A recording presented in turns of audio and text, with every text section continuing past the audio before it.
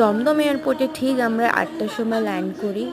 আর আমার ভাই বোনরা নিতে এসেছিলো আমাদের, কেন কি আমার ছোট বাচ্চা ছিল, এত দূর থেকে ওরা এসছে জার্নি করে, আবার কালকে বিয়ে বলে কথা।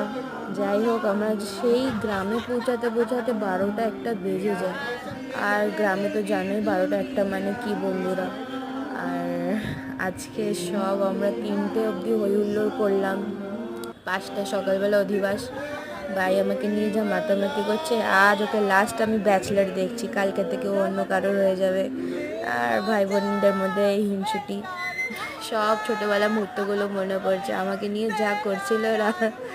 আর লাস্ট আজকে ব্যাচলার পার্টি, আবার মেহেন্দি, সব একবার আমরা সেলিব্রেট করে নিলাম।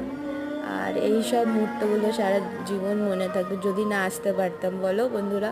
এসছি, খুব আনন্দ লাগছে। আর একমাত্র আমার ভাই, আমার মামা